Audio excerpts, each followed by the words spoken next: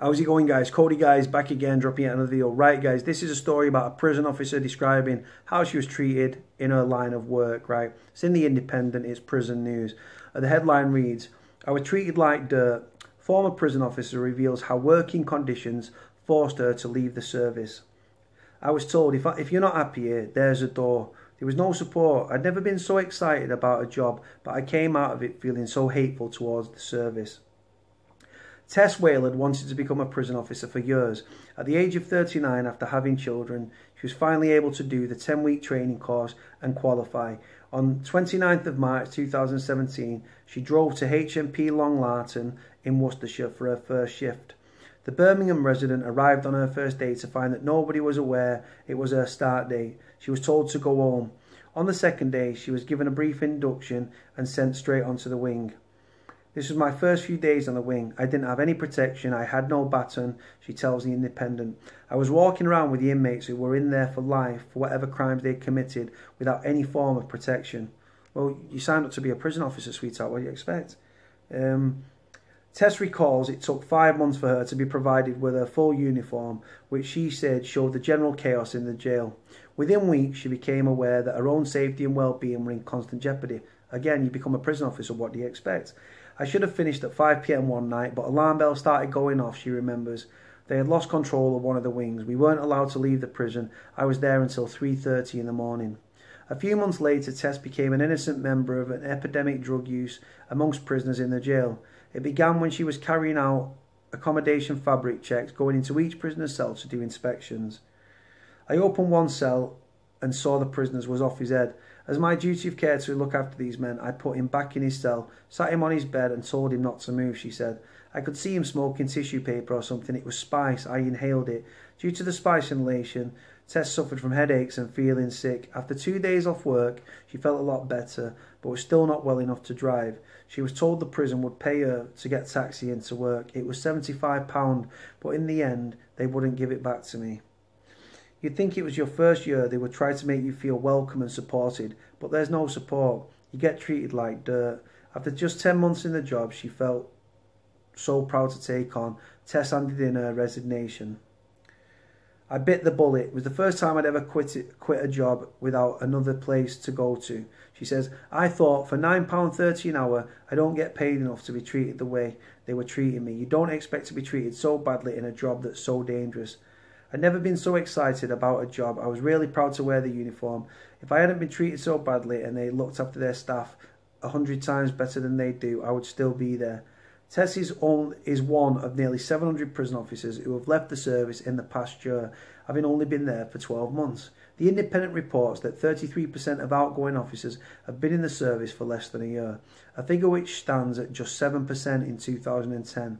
A total of 694 people were left within 12 months into the year to June 2018, equating to 12% of new hires.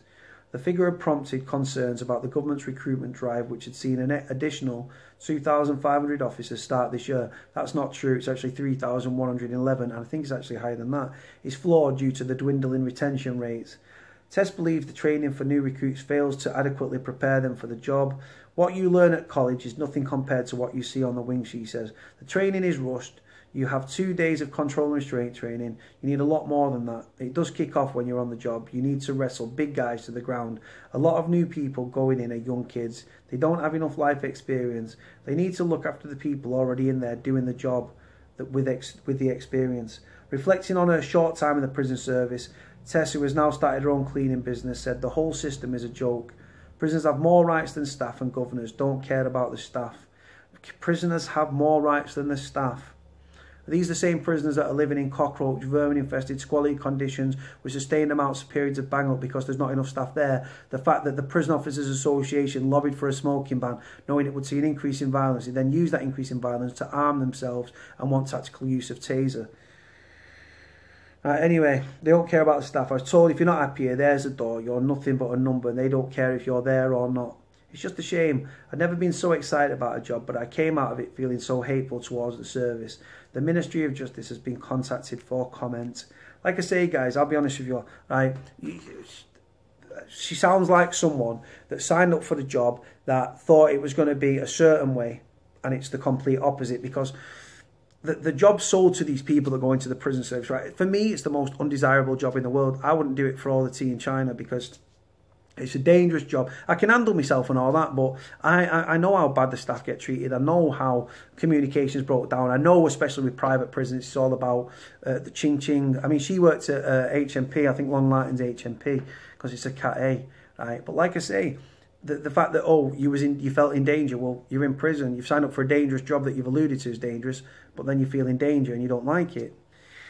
Just, they are understaffed, guys. They are underfunded. They are under-resourced. But it's the prisoners, right? The shit rolls downhill, and it's prisoners that are at the bottom of the pile, and prison officers are on top of that. We both do suffer immeasurably, absolutely. And we're angry. They're angry at the way they're treated, right? But they see prisoners, so they take it out on prisoners when it kicks off. They get twisted up, and prisoners, they're angry at the system, so they take it out on the uniform. And like I say, I'm not condoning attacks on officers, guys, but I completely understand why they take place and everything. Like I say, the amount of training, guys, right, the 10 weeks training, in Norway, it's like 2 years training, right, before you're on a wing, before you get your keys and everything. Here, 10 weeks, man. You know what I mean?